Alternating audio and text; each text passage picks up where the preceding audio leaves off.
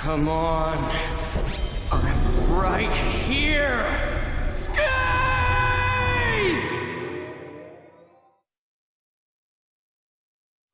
I couldn't think of an opening stinger joke this time, so I'm just gonna skip to the AMV intro thing. Okay?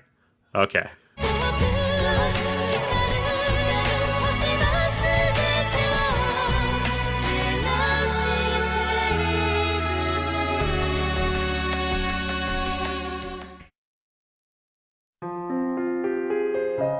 Four months after the release of the first installment, .hack GU Volume 2 launched to continue the story and expand the gameplay set up in Rebirth.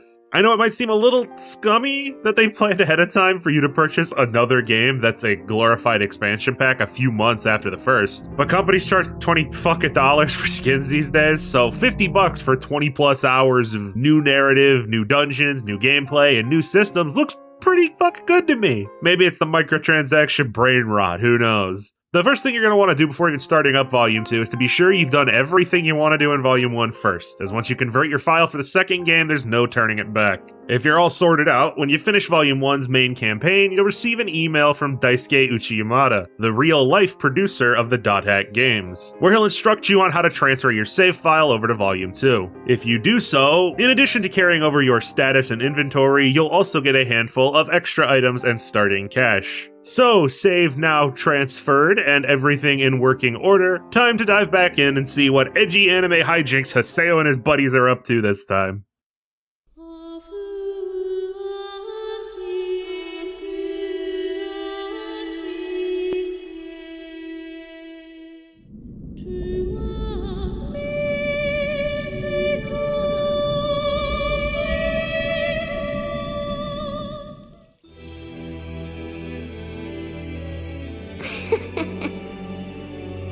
After all that's happened, you really want to stay in the world. Yeah. All that we have is here. You and I. Yes, this place is all we have.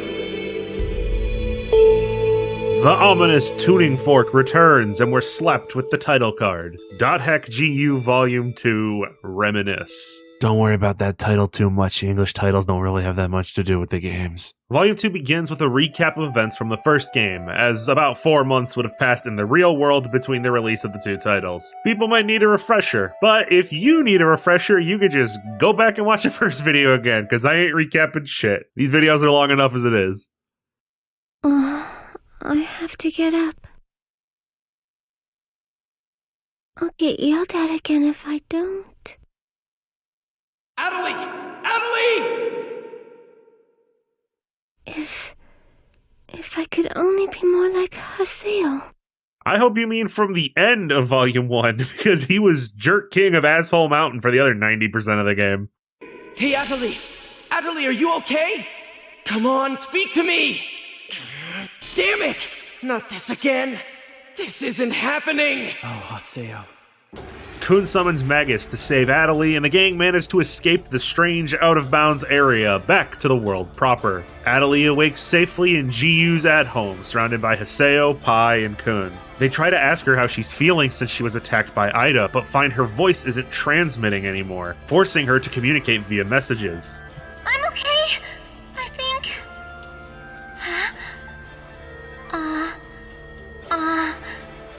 What? The voice with the low-quality static filter we can hear is simply a convenience for the player's benefit to hear her thoughts. The other characters don't hear her at all. Kun then tech supports it up by suggesting the old power-off, power-on trick. Okay, I'll just log out now.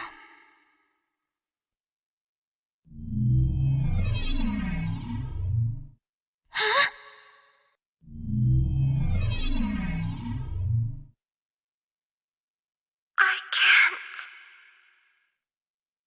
I can't log out? Wait a minute. Where am I? Where is this place? I don't know where I am. This is Raven's. No! That's not what I mean! Adelie begins panicking and tries to rip off the headset in real life, but finds that she can no longer move her body, like her brain has somehow been disconnected and exists only within the world. The rest of the gang quickly realize that it isn't just Adelie. None of them can remove their VR headsets, and they feel as if they're experiencing the world directly through their character's eyes, rather than looking at a screen. Yada arrives on the scene to fill them in on the bad news, informing everyone that anyone who was inside the world after the battle with Tri-Edge is now trapped and unable to log out, pulling thousands of people into a fictional VR universe against their will. I can't believe I got to use that joke twice. Haseo, Kun, and Pai split up to investigate this issue, while Adelie stays behind at the guild hall as they're unsure the extent of the damage she suffered quite yet.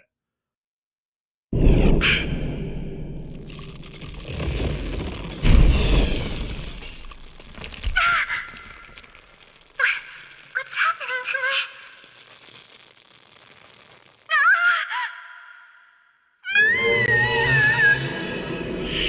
Oh yeah, that's right. Sakaki. I have to contact him. I have to find him first.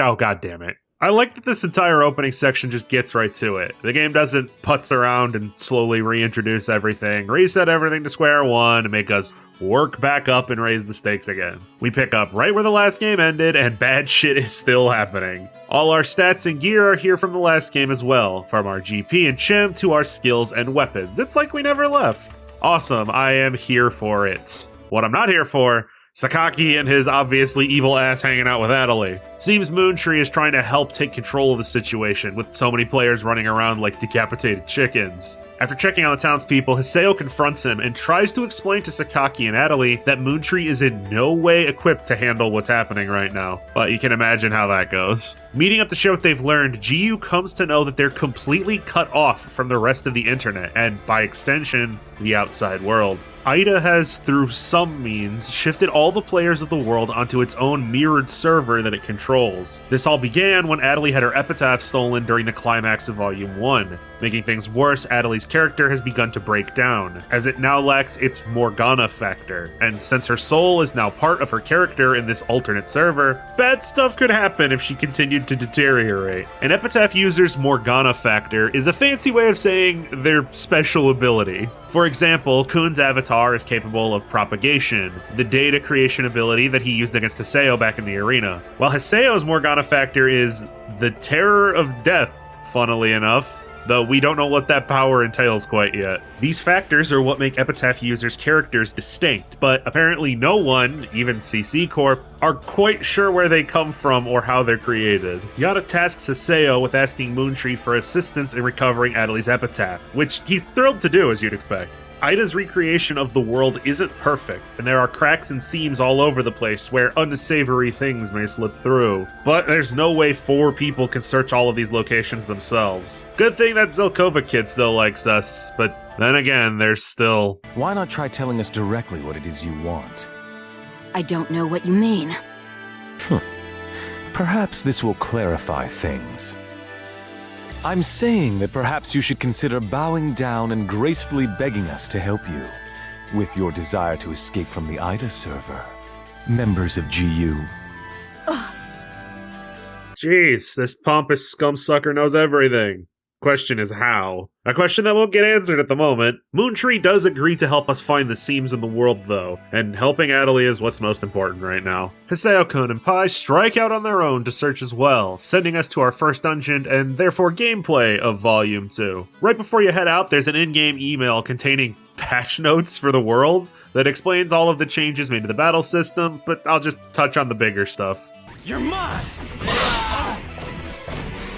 The dual blades are much faster now, which was kind of the point of them in the first place, so that's good. The broadsword, on the other hand, is still a 500-pound chunk of metal, but now allows movement while charging up the giant swing, which in turn can be charged up to 3 levels. A handful of additional status effects have also been added. Status effects being something that barely showed up in Volume 1 aside from entrance. They're much more prevalent now, I assure you. Overall, combat has been smoothed considerably, mostly due to the lessening of hit stun. This being a good or bad thing is up to interpretation. It's still present on the big moves, so it doesn't really bother me or take away too much of the impact. What does bother me a little bit is the fact that Volume 2 was clearly not designed for players that cleared Volume 1's extra content, putting us 5 to 10 levels over all the enemies we'll be encountering for the first 3 or 4 dungeons, and making battles so mind-numbingly easy you won't really get to test out these new mechanics yet. I wish there was some form of level scaling for these first few dungeons to make things a tad more engaging for players that reached the 50 in the first game, but you can just ignore most of the encounters anyway to save yourself time. Tutorializing finished, the gang arrives at the Beast Temple, where they find Kestrel's leader, Gabby, talking with motherfuck Ovan. He knows about GU too? You guys are dog shit at keeping secrets, you know that? Ovan tells everyone present that Yada is full of it. He knows how everyone can escape the IDA server, but isn't sharing it with the class. Blue Bowl Cut asserts it's because Yada and CC Corp love this disaster that's befallen the world, as it makes for a perfect social experiment on the effects of IDA and the world on humans. FBI, open up! You just lost your kneecap privileges, asshole. Turns out Ovan was telling the truth. There is an operations folder where all of the data in the world is stored. If they can access this folder, they can force a transfer of all the player data back to the correct server. Tri-Edge's symbols he's left all over the game function as gates that link to maps outside of the world's set parameters. That symbol at the morgue barrel wall is the only one confirmed to link to the operations folder. But we can't just pass through the boundaries of the map all willy-nilly. We need the corrupted data seeds left behind by IDA beasts to glitch through. Why we suddenly need these, I don't know. Entering the space between dimensions, Haseo battles off the IDA protecting the operations folder, which wouldn't be notable, but alongside its data seed, the creature drops a strange fragment called O-Von-01. Makes you think. Probably could have been a little more subtle with that one. Operation complete. Everyone is transferred back to the main server. It fucking terrifies them because they don't know what's happening, but it's good for you. Crippling anxiety is good for the heart. Trust me.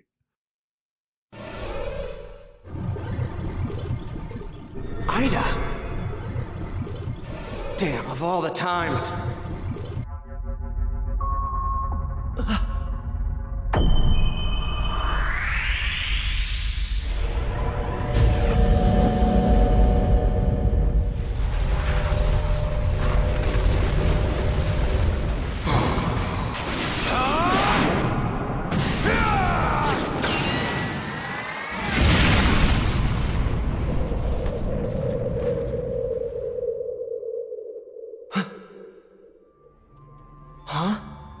Haseo is paralyzed and in awe over what he's just seen, but the ride doesn't end there. The two enigmatic figures have a sarcophagus accompanying them. What is that?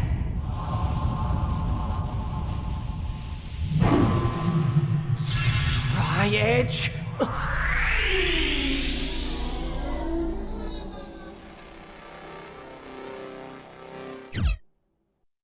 Well, that just happened. The world has returned to normal, and Adelie has regained her ability to speak. Job well done, team. Let's go home. But what about your paralyzed hand? Ah, the paralysis. Right. Forgot about that. Adelie was able to log out and go back into her body, but as we never recovered her epitaph, her arm remains useless. Not only in the game, but in reality as well. It seems Adelie has contracted doll syndrome, or at least something similar to it. She insists on continuing to play because her problems stem from here in the world, and the two argue back and forth until she shoves Sakaki into the conversation for the 100th time, causing Haseo to get irritated and tell her to just get off the game and rest. You're becoming chronically online, Adelie. Log off. First Shino, and then Adelie. I can't save anyone by myself. Haseo, frustrated with his failures once again, heads back to touch base with GU and see if they've learned anything. While the group were expecting some sort of mass panic in reality after the IDA server incident, that turns out to not be the case. While it felt like everyone was trapped inside the game for at least a few hours, the truth is that only a few minutes passed in reality. There must have been some form of time dilation when the player's consciousness were moved to the IDA server. Everyone in reality is dismissing this whole ordeal as some sort of bug or joke, which might seem crazy, but duh, of course you wouldn't believe that. Imagine if a bunch of people playing Final Fantasy XIV said they had their souls sucked into the fucking game. You'd think it was some kind of stupid YouTuber prank or something. Though it would be a better internet joke than that fucking copy pasta. So you're saying we should just let it go? Oh yeah, that's rich. Haseo, watch your tongue. Shut up! Just how important is this guy anyway? He's always acting all wise and knowledgeable, but he never does anything useful when it counts. And on top of that, he tried to use all of us as his own personal laboratory guinea pigs. Please enlighten me. What's the great and mighty Master Yada going to do? Any ideas, huh? The normally level-headed Kun, of all people, backs Haseo up, demanding that the world be shut down to prevent future victims. But reverse plot twist, Haseo snaps back at this idea. If the world goes offline, he can't find Tri-Edge and save Shino and Adelie. This disagreement causes Kun to storm off, believing preventing more victims to be the best option. He can't work with CC Corp anymore while they just leave the game running. Haseo leaves shortly after as well, reminding Yada that as long as he keeps his promise, he'll keep working for GU. Hell, even Pai, for the first time, seems to be genuinely questioning Yada's leadership. He attempts to quell her concerns by explaining that it's the people of the world that attract Ida, that finding humans is its objective. If the world were to be shut down, there's no way to know where it would go next or what it would try to do. Currently, it's content being trapped within the game, so that's the best place for it right now, in order to mitigate potential damage to the outside world. The goal for now should be to find more Epitaph users until somebody finds a way to destroy Ida completely. He did not even try to explain this to Haseo or Kun because, well, he doesn't say why. Overly cryptic bullshit, I guess. Speaking of overly cryptic bullshit.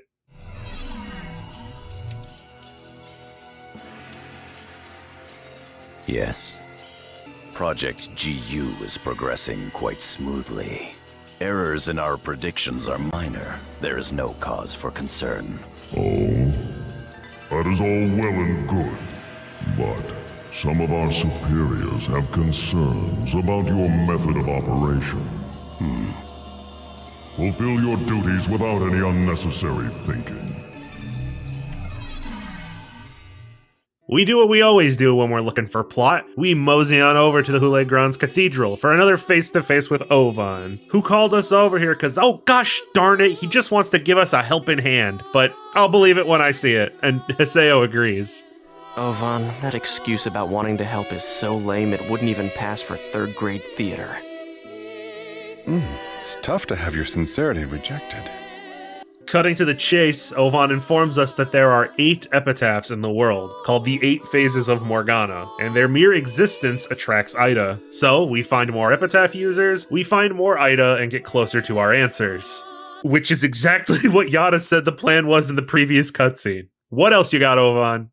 The reason that Shino fell into a coma, Tri-Edge's identity, and the secrets of the epitaphs? Once investigated, they all lead to a single entity. Do you know what that is? Ida. Yeah, are you kidding me right now? It's fucking Captain Obvious. Thanks for nothing, you pretentious asshole. Hope you choke on the giant dildo on your arm.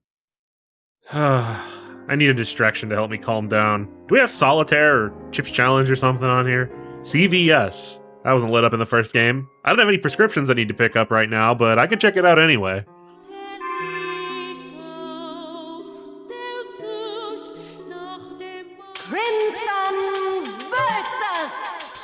Crimson Versus is a deck-building minigame where you select a leader and 3 support cards with various effects, then throw your team up against random opponents to climb the ranks. The game is played automatically while you're away playing the main story, like those AFK mobile games, except, you know, it's a side mode and not a complete game with $100 currency packs. While you won't be playing manually, you still need to understand how the game works to properly plan your cards. Each leader card has 3 stats. Their Charisma, which determines how strong your supporting cards can be by giving you more points to spend. Their Attack points, which tell you how much damage that leader deals per turn. And their Health, which results in a loss if it drops to 0. At the start of a match, your support cards face off one by one. Whichever card has the higher value gets to stay active, while the lower card will be removed from play, making for a trade-off where you have to decide between between getting maybe a few okay effects with middling numbers, or trying to guarantee a single powerful effect by relying on one big card, knowing that the small value cards will get knocked away. Once the supports have been decided, their effects kick in, and the leaders take turns attacking each other until one of them goes down. Winning matches earns you more packs, which contain other random cards that you can use to complete your collection and build stronger decks. Check back in once in a while to see how your deck is performing, and maybe use some of those new cards to switch things up if you find you're losing more than winning. Or don't.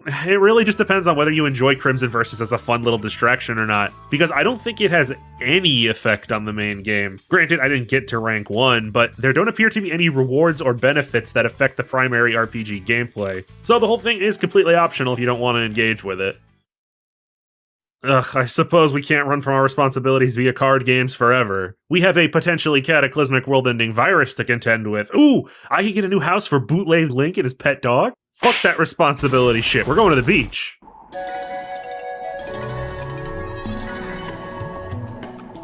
Thanks to our prior victory in the Demon Palace tournament, Canard is allowed to move their guilds at home to the tropical island of Doldana, a new hub that for all intents and purposes replaces Makanu for most of the game. It also allows us access to new locations, using the Theta code for area word generation rather than Delta. Our fancy schmancy upgraded guild facilities are more than cosmetic. The Alchemy Works can now upgrade armors and accessories in addition to weapons, and there's a brand new bike shop as well. See, the Steam Bike, which was near worthless in Volume 1, is a lot more fully featured now. You can purchase upgrades for its 4 different parts to improve its speed and handling and all that. And you'll need to do so, as not only does it make the thing handle better for, basic dungeon traversal, there are also quests and special areas that feature races and tag challenges that revolve around the Steam Bike. I think only one of these is mandatory, but as long as you're keeping up with your guild shop, you'll have so much extra cashola lying around that you might as well buy some upgrade parts anyway.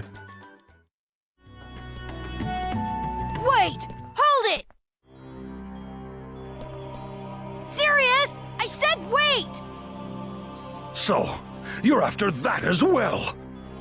What are you saying? I just... Well, I'm never gonna give that up. It's mine, you hear me? It's all mine! Well, what have we here? Looks like Sirius is after something, and he thinks Alcade is trying to get whatever it is before he does. I hate this fucking vague pronoun game that Japanese media plays. Oh, you mean it? You couldn't possibly be referring to that thing? Do you think that man is responsible for it? God, I cannot stand that shit. Alcade is still super mad at us about the whole cheating and ruining her chances at winning the tournament with our Hex Reaper Death Powers thing. Imagine that. You know this is all your fault. All of it! Every single bit of it! It's good we ran into her though, as it just so happens, an Ida signal was detected during the Holy Palace title match. The same palace that Sirius was the champion of. Alcade probably knows more about the situation. We should... Haseo! Come with me on an adventure! No, that was easier than I thought. She's not very chatty right now. Best to just focus on completing the quest first. Alcade is a Twin Blades user, so you should feel familiar with her attacks and capabilities. She is incredibly reckless though. Even when I changed her AI settings, it didn't seem to help, so we'll have to keep an eye on her health for her. She's pretty much the only character I had to constantly worry about dying on me. Alright, enough's enough. I want to know what's going on. You saw what Sirius was like?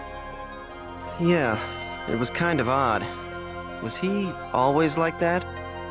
According to Alcade, Sirius abandoned the Champions Guild Ecolo and started behaving erratically following Team Haseo's win in the Demon Palace. It came to a head when, during the Holy Palace title match, he went up against 2 strange mystery opponents, revealed to us, the audience, to be the 2 weirdos Haseo found in the operations folder.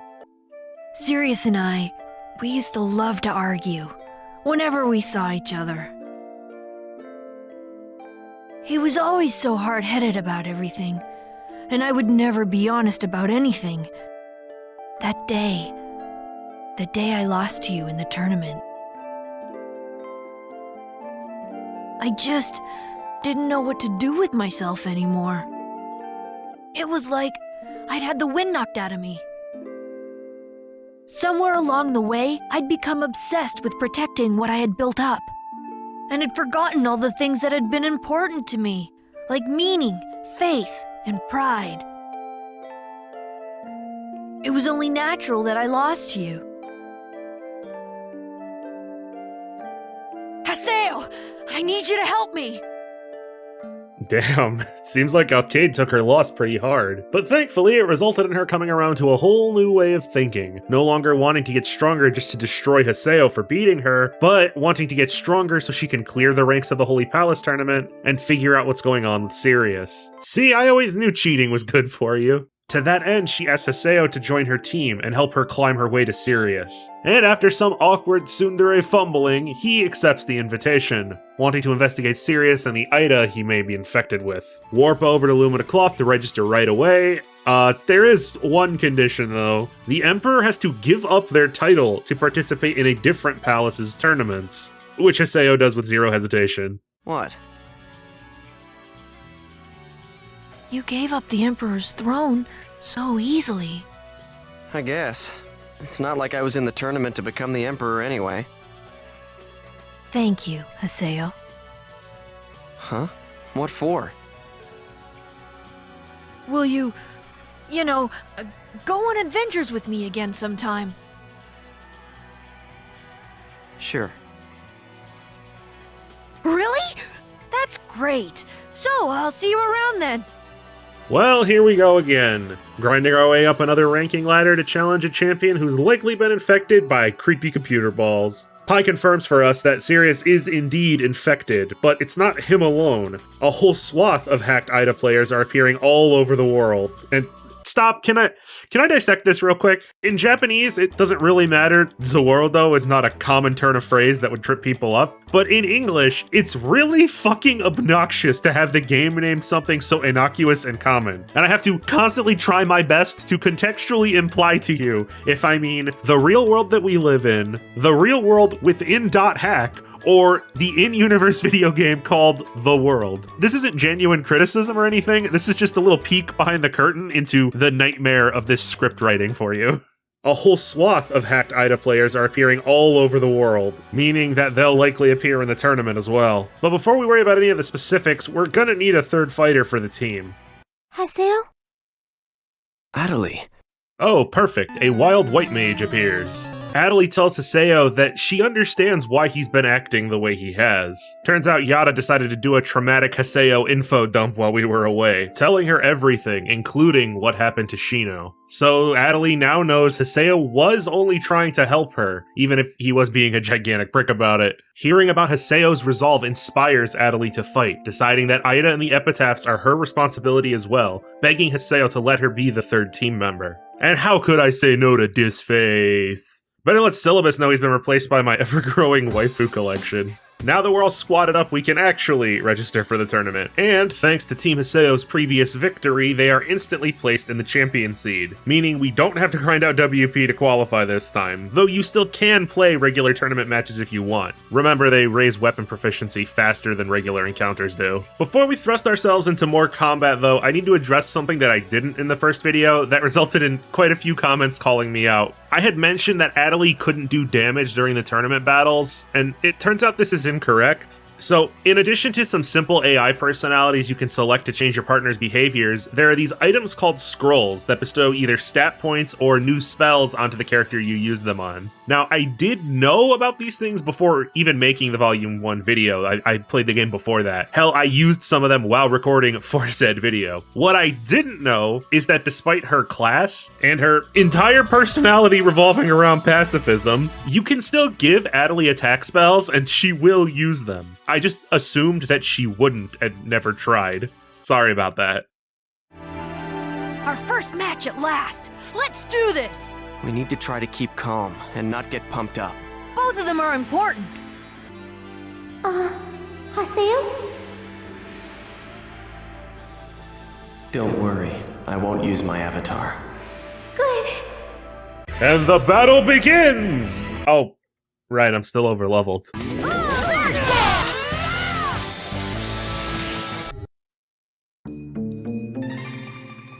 Haseo will be sure to come chasing after it. Without the slightest suspicion, I'll be waiting for him.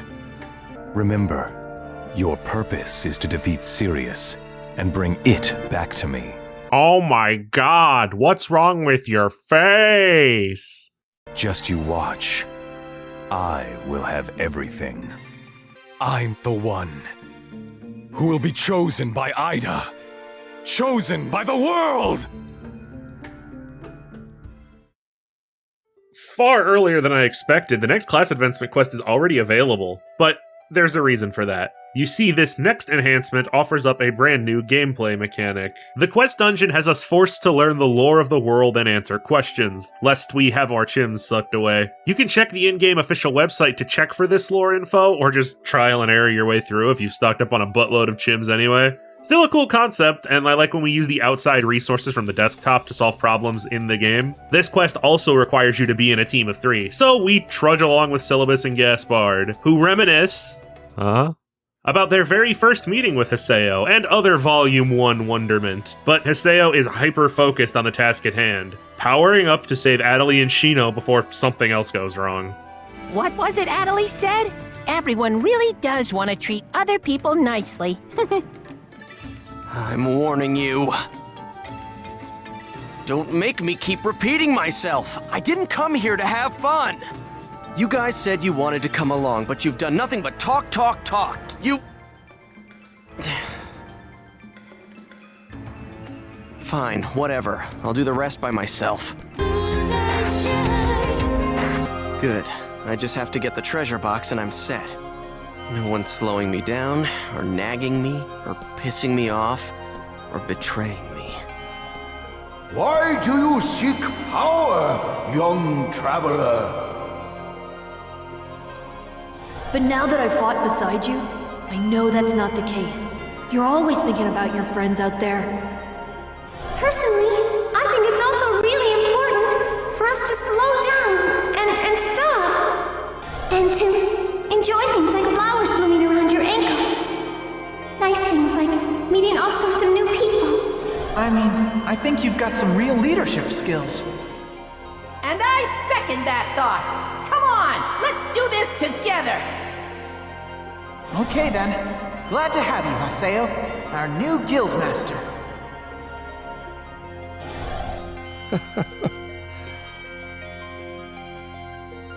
I'm such an idiot. I always seem to forget the things that are really important.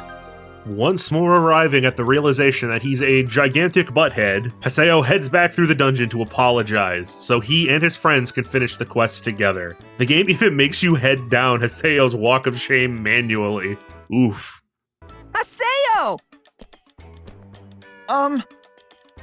Wait. Let me say this. The beast statue is over there. There are no more monsters. So, let's go there. Together. Haseo! Haseo! Hey, wait up! Ah!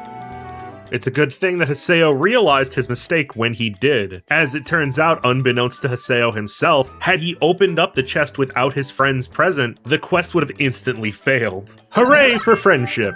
Bring the karma symbol back onto the quest shop and holy anime transformation sequence! It's time for Haseo to unlock his third form, which isn't that big of a deal. It's the exact same form he held before getting dicked down by Tri-Edge. We've seen it before. Another thing people in the comments helpfully pointed out to me, because I did not watch Roots, because who cares? Haseo basically cheated to get this form originally from some hidden, half-glitched event, which explains why he was so much weaker and didn't know about the job advance quests in the first place. Well, now that it's been properly awakened, we have access to not only scythes with their slow AoE-focused attacks, but also an ability called Multi-Trigger, giving Haseo the power to swap between weapons during battle. You can switch out your arms by using a skill that requires the weapon you want to switch to, and if your opponent is weak to a certain type of weapon, skills that use said weapon will glow to indicate said weakness. This is a wonderful change, and I think this is why Haseo gets his third form relatively early in the game. It allows the designers to mix together enemies that are weak to different weapon types throughout dungeons, without being a frustrating mess of rapid menu swapping after every fight. With his third form, Haseo also unlocks the Divine Awakening, a new team attack that requires you to time these two Mario Golf meters and stop them in the center. The sweet spot expands and changes color based on that character's affinity for Haseo, powering up the attack and giving giving you more time to mash the fuck out of all of the buttons.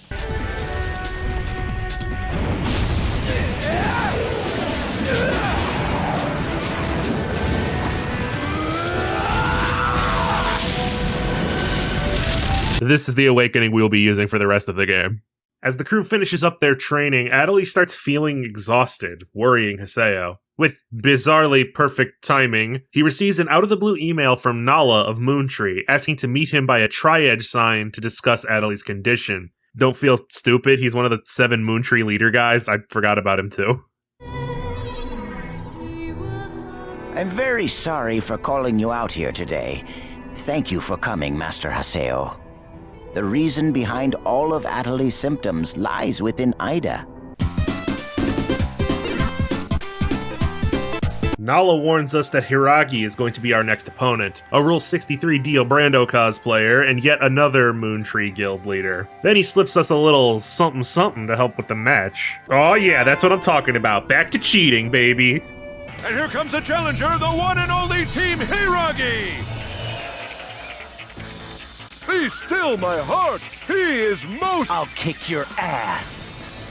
I mean, she certainly is a stunning sight! Oh my! If it isn't Haseo! And how might you be? Oh no! Don't look at me like that!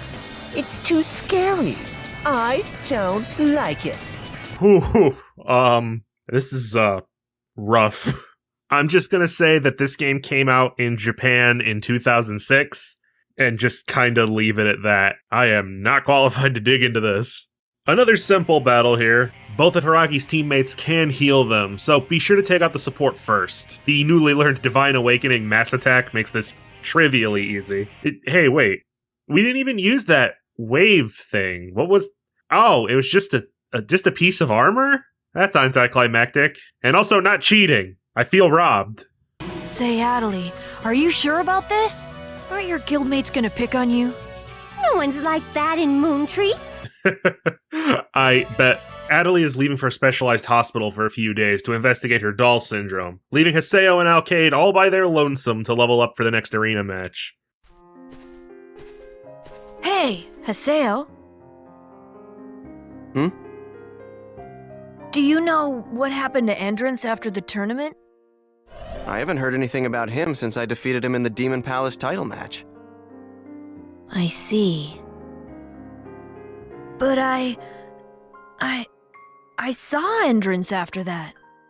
He looked like he'd been hollowed out from the inside. It was like, I don't know, like he had his life drained from him. It was just like seeing a ghost. You know, I didn't dive into it in Volume 1. Endrance does have a backstory, and there is a reason he's so obsessed with his cat, but, well, I might end up covering the original games at some point, given the success of these videos so far. So, be patient with spoilers relating to the IMOQ trilogy, okay? Yes, that even includes the big one about the very important character. Hey, nice weapon! Congratulations, Haseo! Alcade, did you choose this area because you knew? What? Oh, who knows why I picked it? Hey, what's wrong, Haseo? Wait, don't tell me! You're unexpectedly touched and... Do you know what honeysuckles symbolize? Are you sure about letting me have these? Yes, please take them. Really. I want you to have them. Thanks. Hey,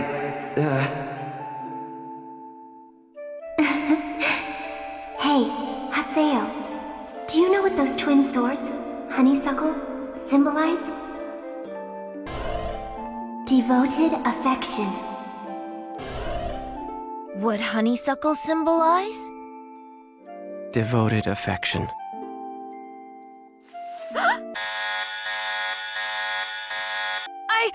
I didn't mean anything like that. No, not in the slightest. Not at all, you understand. I just wanted you to get some better equipment, that's all, to improve your fighting ability. And, forget it.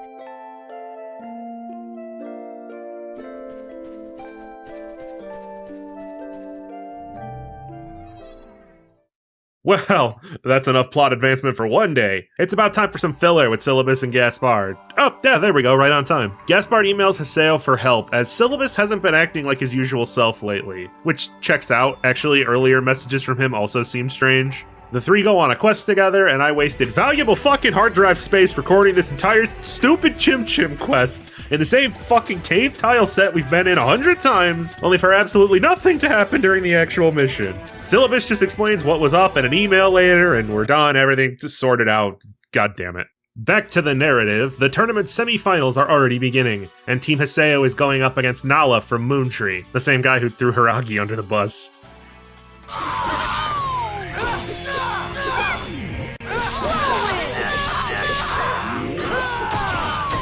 Hang on. I know I've talked about the difficulty being too easy in this volume, but these guys are dying way too quick. This is not an over-leveling issue. What the hell is happening? I'm gonna finish it now!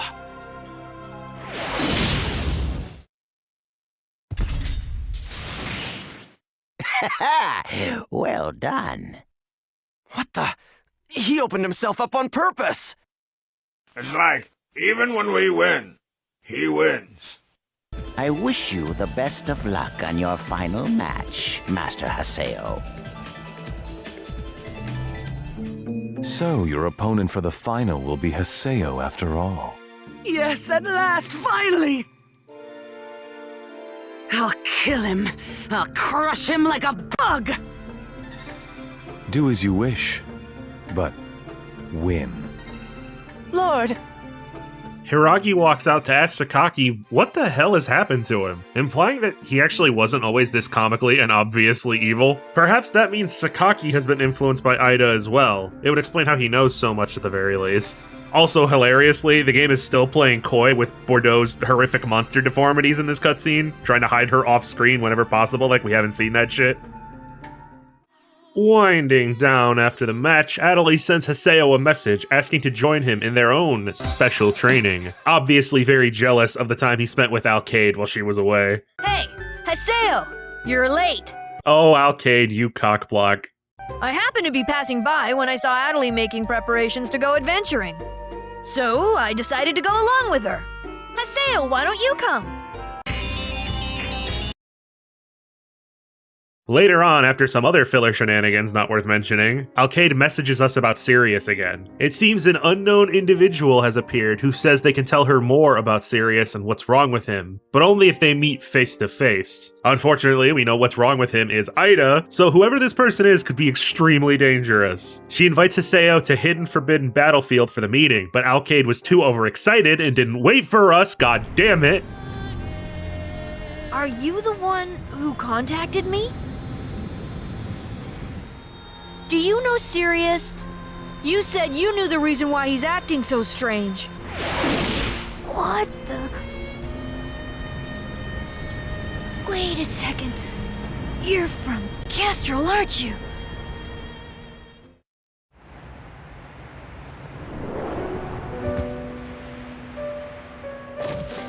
Alcade!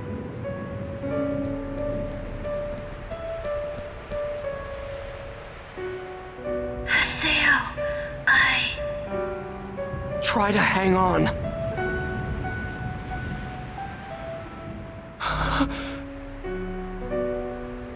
What? What is this?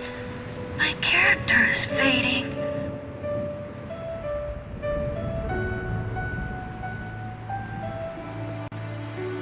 No.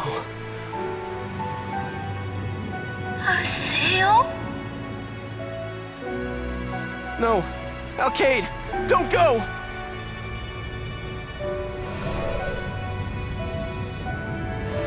I don't want to lose any more friends. Not ever again.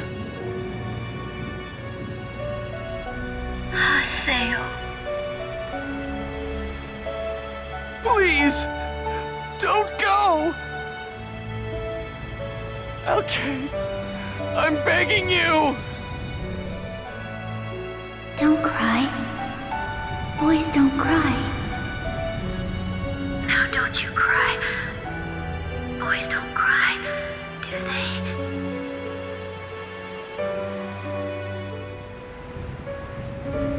Fine.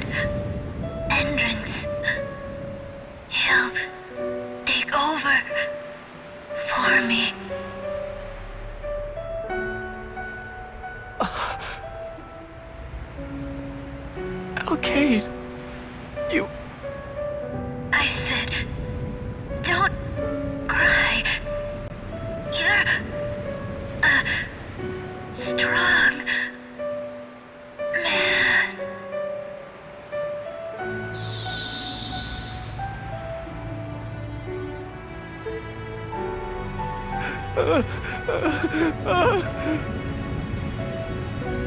Alkaid!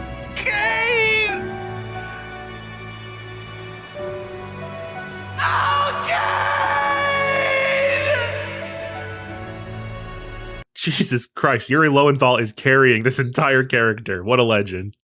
Haseo gets a message from Adelie a few minutes later, asking if the three of them can go along for one last grinding session before the tournament finals. She tried to get a hold of Alkaid as well, but for reasons you can deduce, she isn't answering. Haseo does go along with her, but struggles to tell Adelie what's happened. Did something happen? You seem kind of off today. Alkaid retired.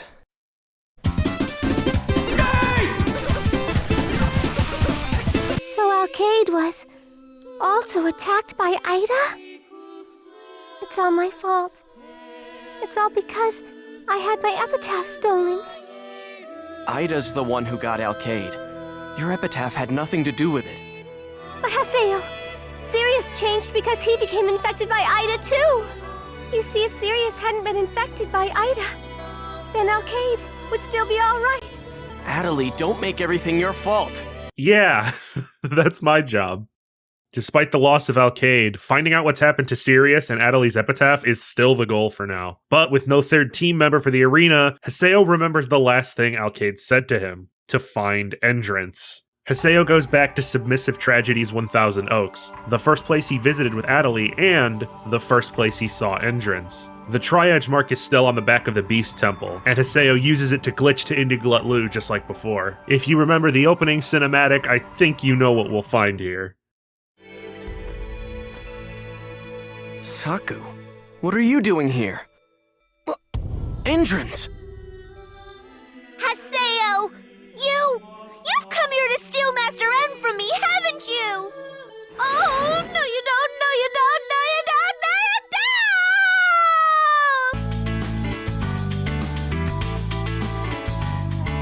don't! I won't give him up to anyone. Never! Never! Oh, no you don't, no you don't, no you don't, no you don't! Damn it, I've got no choice.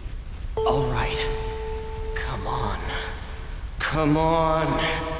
I'm right here. Skate!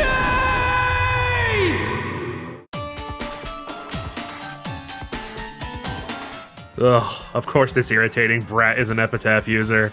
Avatar Gore actually appears to be two separate entities bickering with each other, who swap back and forth with different attacks. The pink one looks to be the primary personality and does most of the fighting, seemingly representing Saku. And the blue one only comes out for a single attack, which has to be charged by running away until this timer ticks down, representing Bo's more passive nature. Luckily, Skaith has advanced in power alongside Haseo, with a better burst fire attack and a flying energy blade as a new combo ender, so we'll be just fine.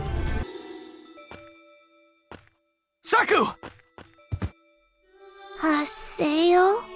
That you? Bo? Saku switches with Bo in an instant, which seems unlikely? Remember, the world is a VR game. Are you telling me while their epitaph was being data drained, Saku swapped the headset over to Bo? I don't know. Something doesn't add up here. Hey, Endrance. Wake up. Can't you hear me? Oh, it's you. Greetings to you too. Would you mind leaving me alone? Don't get all weepy on me. Get up already. Still completely overcome with the grief of losing Mia, he doesn't feel any motivation to keep going, so he chooses to stay down there in the lake.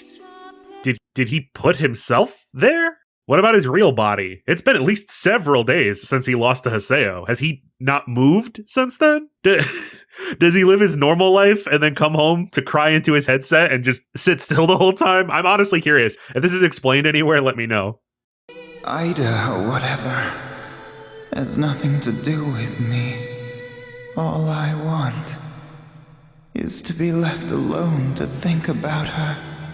What a load of crap! Don't make me laugh!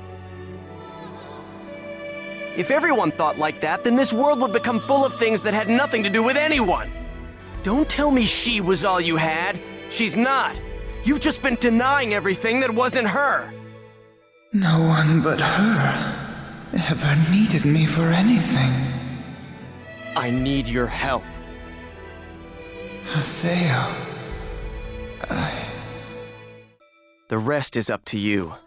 I'll be waiting at the arena. Entrance. It's not Ida that's holding you back now. It's you. Haseo goes out with Pi for a routine Ida investigation while we wait for the final round of the Holy Palace to be arranged. At the Beast Temple, Pi lets us know that Alkaid was killed by one of those previously mentioned infected players from the Ida server. And what's worse, it appears all players PK'd by the infected become lost ones. Unfortunately, Intel says that the final tournament round participants are these infected players, meaning Adderley can't participate. If the Ida breaks free, Adderley has no avatar to protect herself with, so Pi offers to fight in her place. Haseo, in a moment of maturity, honestly considers Adderley's feelings about being removed from the tournament, knowing that she wants to fight for herself, but ultimately still decides Pi would be the better option. Is everybody ready? Here come the fighters! All of our viewers are counting on them for battle thrills. It's Team Haseo! What's this? Only 2 members for Team Haseo? I don't see Alkaid or Adderley anywhere! And now from Kestrel's cage comes a dangerous beast. Will she use those fangs? Sweet God, get this woman to a hospital. Are you people serious? Somebody fucking say something. I received the power from him.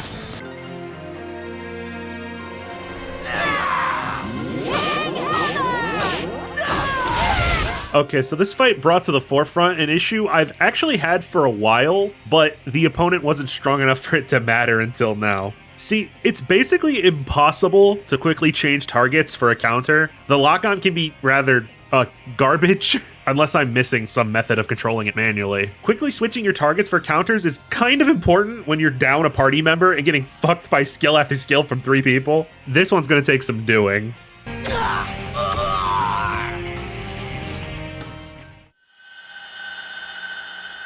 This is fun, isn't it, Haseo? Come on, let's do it some more! Come on, come on! Let's you and I have some fun!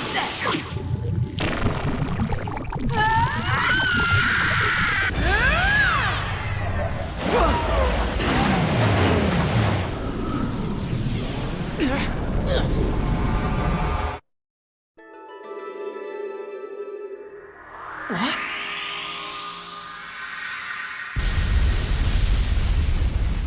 What?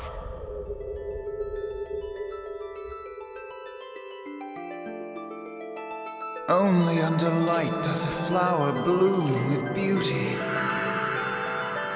A flower tainted by darkness is fated to wither away. It's you! Now the time has come for the finale. Entrance, it's you! I'm sorry I'm late. You are hideous. Not only that, you're pathetic.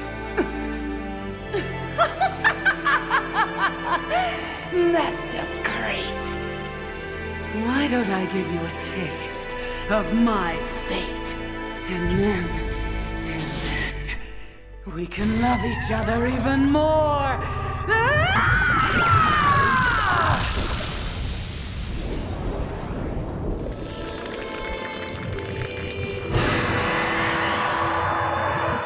Haseo, Haseo, I give all my power to you. Take it.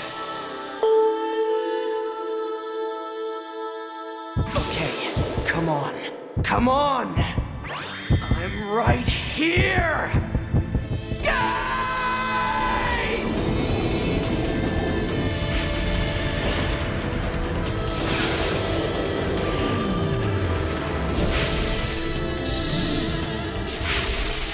Ew, ew, ew, ew. Oh god, it keeps rushing at me. Oh god, it does so much damage. Oh, gross. Gross, squish it! This is... I don't... So, a loser is a loser after all. Because you said you needed me, I was able to fight once again.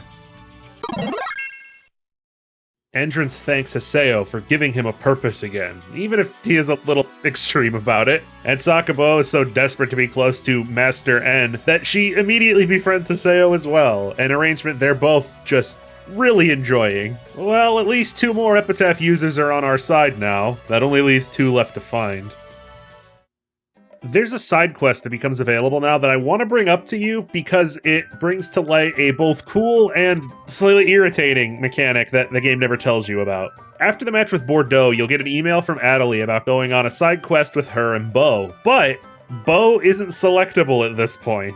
This is, in truth, just a weird choice by the developers. Beau isn't available right now for story reasons, so I'm not sure why they didn't just wait to give out this quest a little later, but this gives me an excuse to bring up another change to Last Recode. In the PS2 game, Sakubo is a unique party member, given that the twins take turns with each other. The way the game determines who's playing outside of story events is their character's level, switching off between even and odd numbers. This was removed for the sake of convenience in the HD remaster, giving the 2 separate member addresses instead, though sometimes one or the other still isn't available because plot. A cute mechanic, but I can easily imagine why it was removed.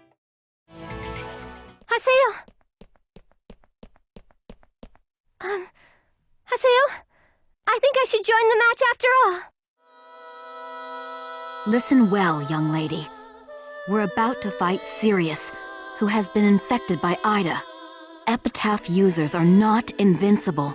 If we lose, even Haseo may not come out of it unscathed. Both Endrance and I are able to use avatars.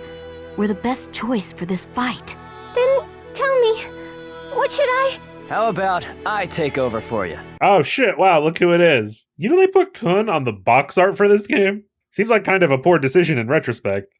Wait a minute. Weren't you finished with GU? Yeah, well, I thought I was. But you know, I just can't leave a delicate young girl when she's in trouble. Seeing as I'm such a gentleman and all. You see, Haseo, I always thought you were, how do I put this, too self-centered. But if you really didn't have any consideration for others, Syllabus and Gaspard would never look up to you like they do. Kun. What is this? Some special male bonding power thing? Anyway, that's how it is, Pi. I'm sorry, but... You're not going to budge on this, are you? Fine. This delicate young girl will sit back and play support. Thanks, Pi. Make sure to change Kun's equipment before the match. He's been out for pretty much the entire game, so he's a little lacking in that department. Are the challengers nothing more than sheep to the slaughter now? Here comes a champion! Team Sirius! Oh shit, those are not generic NPCs. And oh shit again, we can't do the usual beat the support characters first strat. These 2 throwbacks are invincible apparitions in the form of Orca and Balmung, 2 more main characters from the original .hack series. Much like Azure Flame Kite, these puppet versions are referred to as Azure Sea Orca and Azure Sky Balmung, and all 3 together are known as the Azure Knights. There's really no advice that will help you here. The whole immortal thing means you're pretty much at the mercy of whatever the AI decides to do. Try your best to bait Orca and Balmung away best you can, and focus on Sirius to deal meaningful damage. Hero counter! Oh no, nothing can stop the schmooze.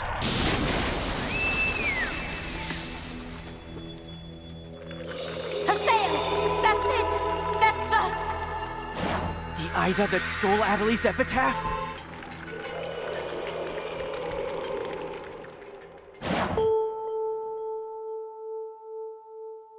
Okay now, come on, come on! I'm right here!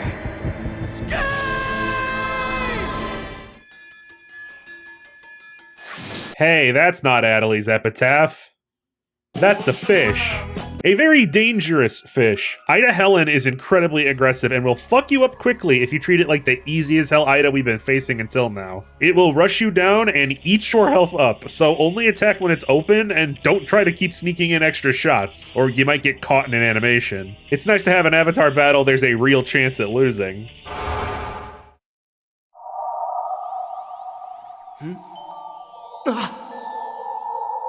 This is Tri-Edge's.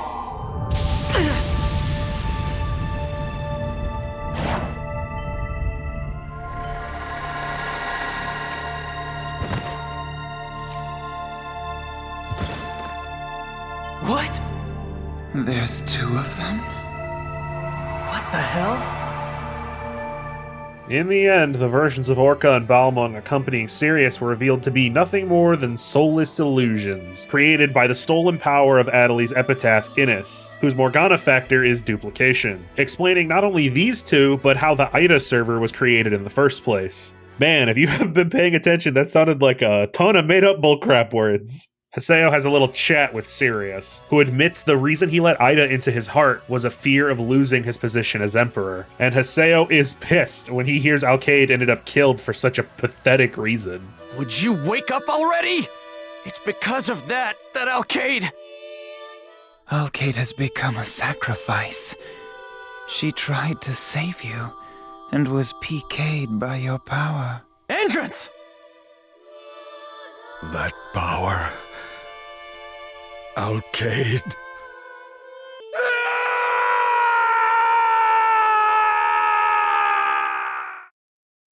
Outside the arena, the team regroups, and Haseo thinks about what he just saw, questioning if they're going about this whole chasing Tri-Edge thing incorrectly. A line of thought that is interrupted by totally not this volume's villain, Sakaki, who pulls Adeli away to do some work at Moontree. That night, Haseo receives an email from Philo.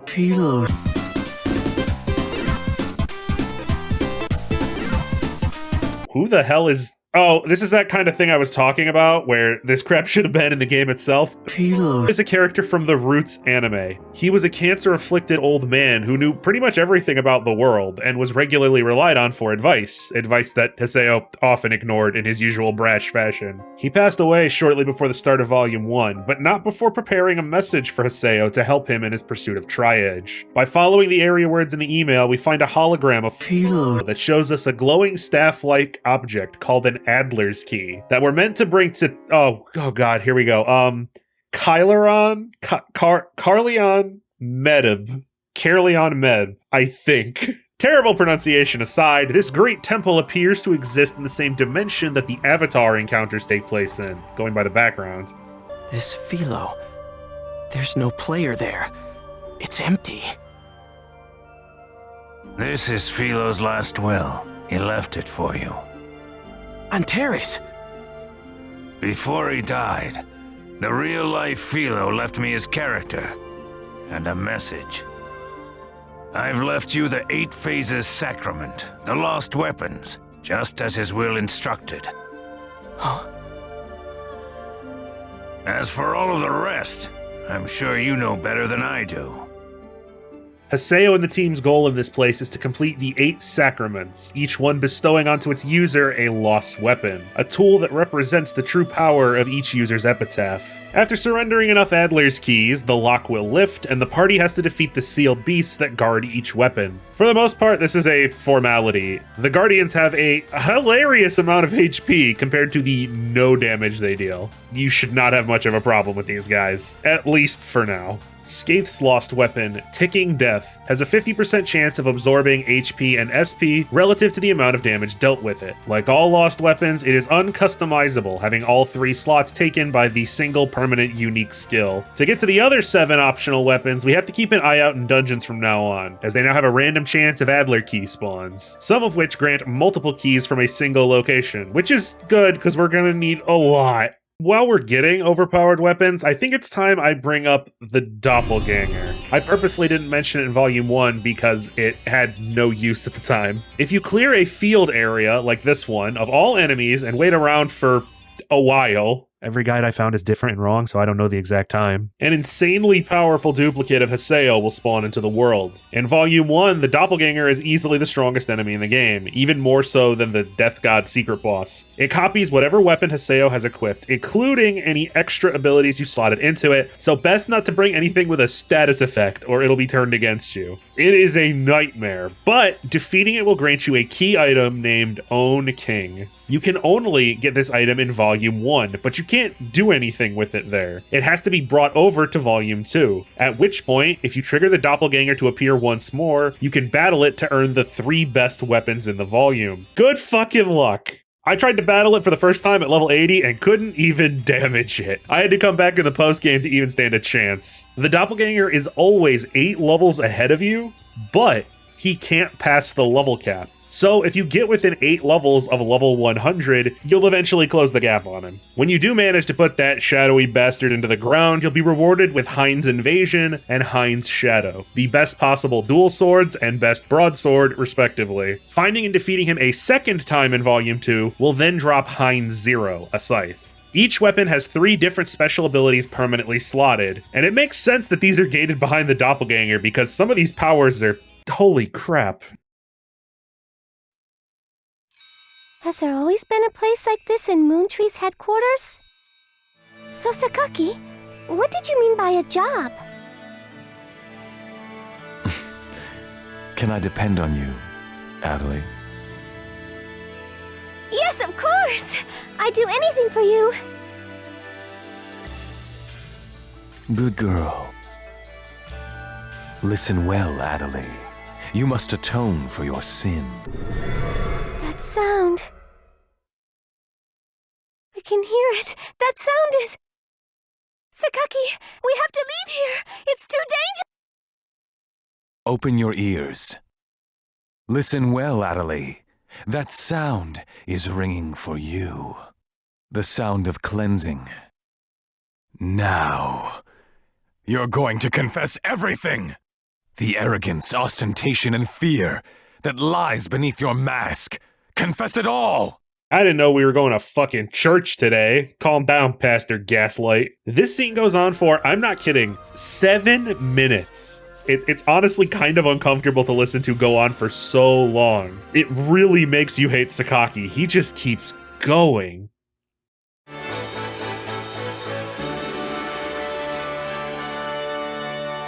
A star weeps and crumbles. Honestly, not super in the mood for partying right now. Everyone congratulates Haseo and the team, but the victory is most certainly hollow considering all that's happened. Haseo? Adley! You're here. Is the Moontree job... Oh. Haseo, there you are! What's wrong? What's with all the pale faces?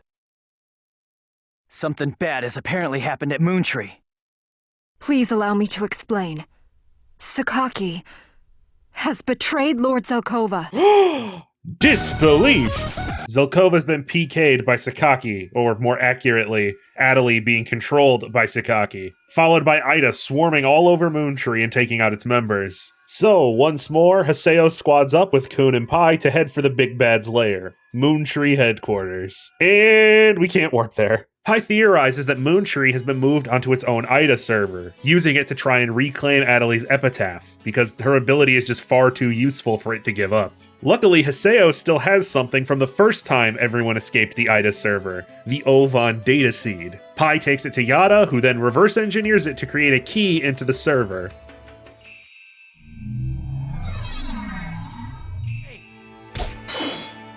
You're all trash if you don't understand our ideals! Trash, I tell you! How could this happen?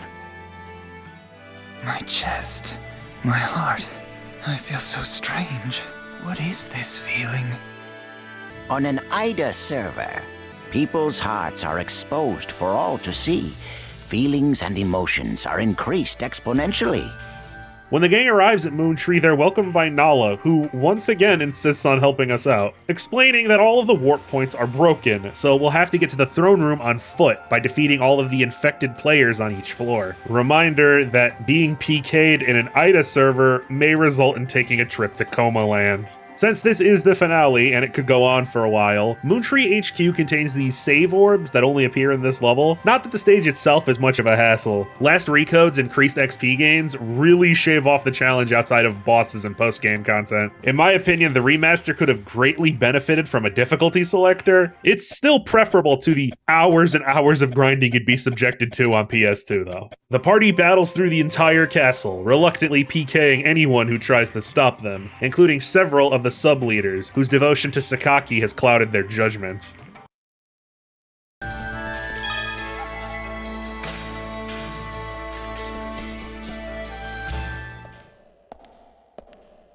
What is this place? Ooh, spooky metaphorical anxiety hallway. No, but seriously, this game's gonna get pretty dark in a minute. In these class halls, we can hear voices from Adeli's schoolmates, chastising her for how she looks, what she likes, boys laughing at the idea of going out with her. It's clear she wasn't well liked there. But the situation wasn't really any better at home either, as we also learn that when she tried to change her style and personality to meet people's expectations in public, she received ridicule from her family instead, for how she dressed and how much she talked, believing women should be seen and not heard. Unable to receive anyone's approval, no matter how hard she tried, these feelings spiraled out of control until Adeli began to frequent a message board for people with suicidal thoughts. And this board is where she met Sakaki, who pulled her out of her self-destructive mindset. You know these games have different titles in Japan? Rather than Reminisce, the original title for GU Volume 2 is this, which roughly translates to, I want to hear your voice. It's a title that's sort of been part of the game from the very beginning, though it was far more literal at the start, with Adeli unable to speak and let the others know how she feels. Throughout the games, and up until now, Haseo has been trying to learn how to be compassionate to others, to listen to what they have to say and respect their feelings, especially Adeli, while also trying to find his own voice and express himself properly, instead of, like an immature dick. .hack GU Volume 2 is about how we communicate with each other, how our words and ideas that we express can affect, inform, and inspire those around us. For better, in the case of Haseo and his friends, or for worse, in the case of Sakaki and those he's abused. Right now, Adeli desires nothing more than to be truly seen and have her voice heard, and Haseo has finally grown to a point where he's ready to listen.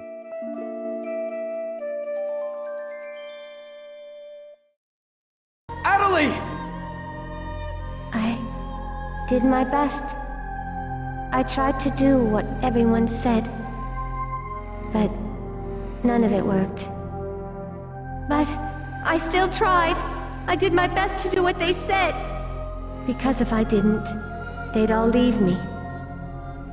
I tried, and no one would praise me.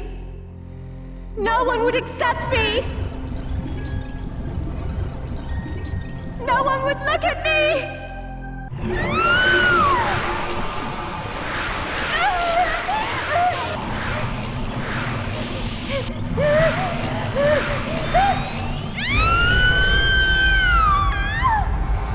Adeli! You! What did you do to Adeli? Sakaki goes on and on in great detail about how he gaslit Adeli into believing he truly cared about her, that no one else could possibly accept what a gigantic fuck-up she was. And through that emotional dependence that he's created, he plans to use Adeli's power to take over Ida and the Epitaphs. To, unite the worlds and stop conflict? For how much this guy talks, we don't really know that much about Sakaki and his backstory.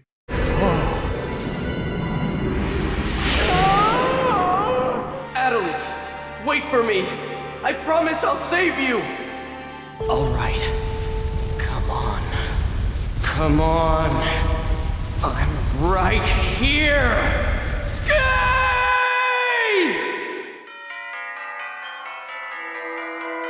Adeli! Wake up! I want you to look at me! Nobody ever looks at me! Stop it! Adeli! Listen to what people have to say! Hey, Adeli! Is that how you want to be? Wake up!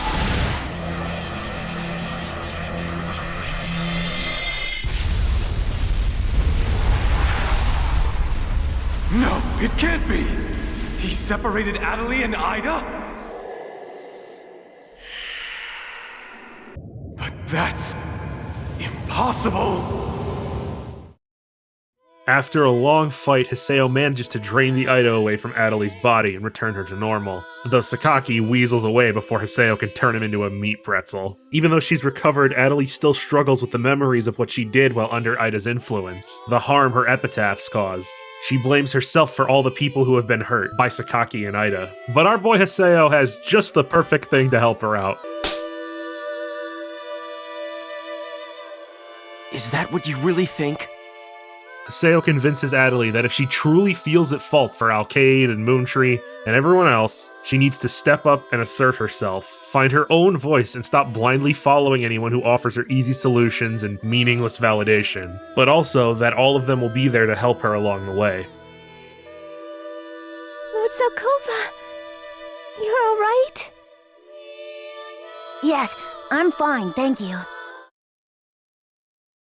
I'm glad to see you are well too, Nala. Or should I say, GU leader Yatta. Yatta! Not the Yattas! So there is no Nala after all.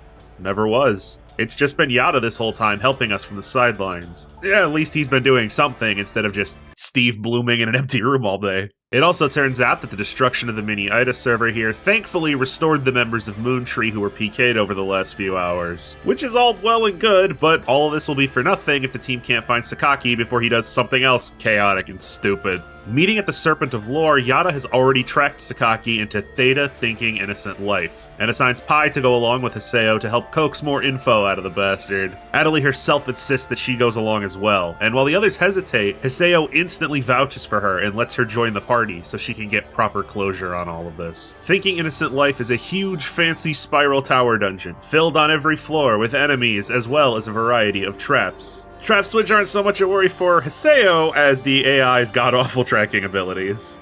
Before we get to the top of the tower, I want to stop for a second. What follows after this point in the game is the most massive spoiler of the trilogy. If you want to play these games for yourself, this is the final time I'll recommend doing so, as experiencing the next part for yourself will be way better than me showing you some cutscenes and talking about it. But if you already know what's about to happen, or you just don't give a shit, feel free to continue watching. This will be my final warning for spoilers of any kind for the rest of the GU series.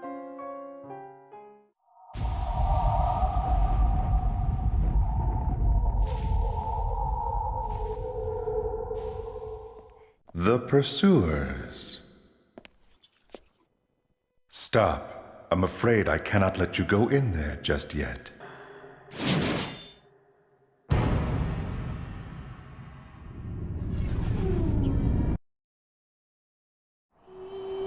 I don't believe it! Why? Everything was perfect! Everything! You've reached the end of your rope, Sakaki! So it's you, the terror of death. Sakaki, Adelie. Oh, Adelie. You've gone and betrayed me, haven't you? That's not true! I haven't betrayed you at all! Please tell me, why did you— That's how you always are. Always asking for more, never thinking to return the favor. Sakaki, please listen to this. Sakaki, please tell me that. Sakaki, Sakaki, hey Sakaki! I responded to every little thing. I gave you everything! And this is how you repay me, you bitch! You know, if his actor was allowed to let loose more like this, I think Sakaki would have been a much more bearable character. So I'm gonna control Ida, I'm gonna take over the world and create an internet hive mind so people aren't mean to me anymore. Whatever. You get the idea. No free will. Anime villain bullshit.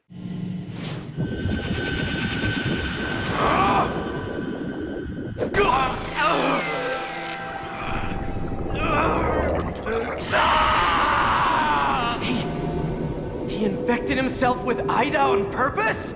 I shall become completely one with Ida! I will make all my ideals a reality online! But But before I do that, those who betrayed me, I will destroy! He's coming, Haseo! Adelie! Yes! Hi! Ready! Let's go! Don't fall back!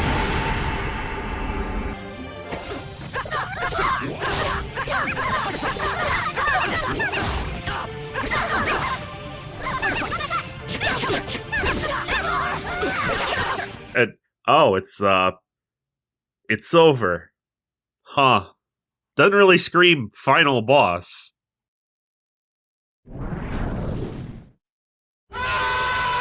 Congratulations, Haseo. Ovan, what are you doing here? I thought I would give you a present.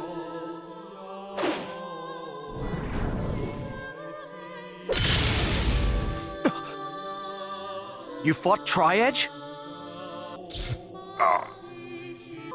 Haseo, there's no more time. Time? For what? You still don't know Tri-Edge's true identity. Haseo, let me show you how those scars are made. Do not be afraid.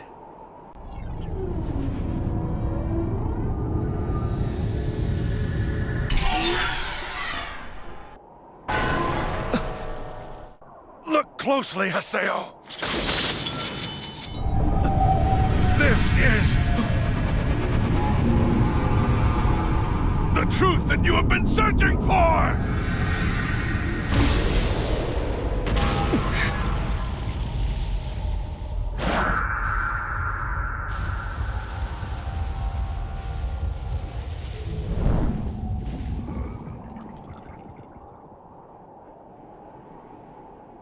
What's going on here? That arm is... Ah!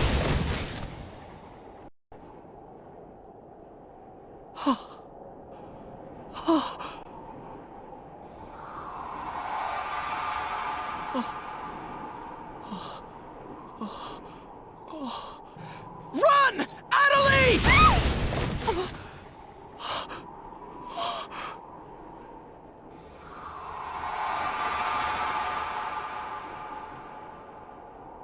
There's no more time. That's why.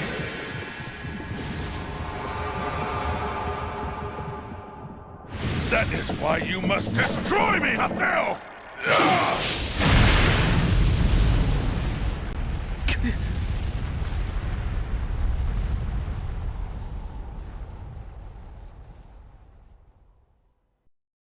You know, sometimes sitting through the awkward writing and voice acting is worth it for big moments like that. I suppose Sakaki was a fake out. It explains why he was such a pushover and so obviously written. I guess I fell for it, huh? Or maybe I didn't. On the bright side, we get a message from Yada a short time later, letting us know that Adelie and Pi have woken up in the real world. Maybe it has something to do with their epitaphs, or maybe Ovan was holding back.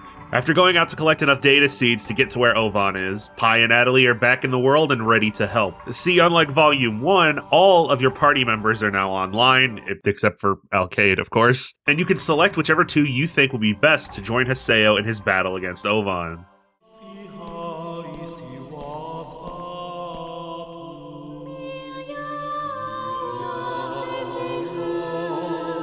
Come to think of it, everything may have begun spinning out of control from this place.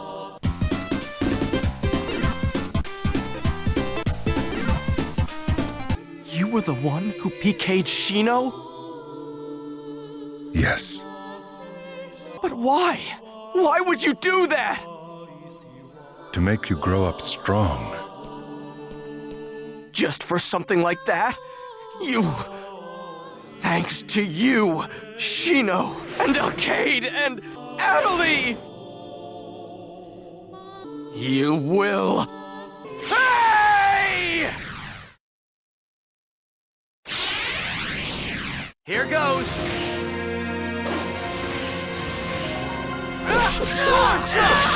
Ovan is tough. It is downright jarring how powerful he is compared to every other story fight before him. Make sure you are leveled up and decked out before you come here. Heck, this was the only story battle where I had to use a decent handful of healing items to force my way through. In addition to various attacks with his infected tendrils, his main source of frustration are these different colored Ida spheres. He can summon up to 3 of them at a time, and they can either attack you or constantly restore his HP. You should focus on them whenever they appear, but be aware that he regenerates them pretty quickly, so you've got to keep on top of it, especially the blue healing ones. Much like Azure Kite, he also has an unblockable cinematic attack that, according to 2 different guides I checked, he only uses once when he hits 50 HP, and this is entirely false. It's just wrong. Maybe it's a change in last recode, I don't know. It's so hard to find good guides for old games. People were just making shit up back then based on their personal experience, which is what I do and why I get shit wrong all the time. But I'm not writing a guide and posting it on GameFAQs. Now, Haseo. Become strong. Surpass your limits. And then kill me. Come the rebirth! Corbinic! All right. Come on. Come on. I'm right here.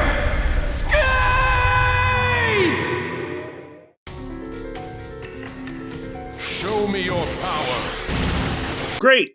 Ovan's the 7th Epitaph user. Well, I can't imagine we'll have any problems recruiting him to the team. His avatar is Corbinic, the Rebirth, and our final battle before the ending. He can summon small item monsters to distract us, much like his spheres from the first phase. But the thing you really need to watch out for is Devil's Verdict, a blindingly fast grapple attack that, even with my level in the mid-80s, carves out 25% of Skate's health bar. Watch for the skill text on the top of the screen and start dodging immediately if he's winding it up. You don't really have time to dodge after it activates. No, this isn't the death I've been wishing for. It was too soon, after all.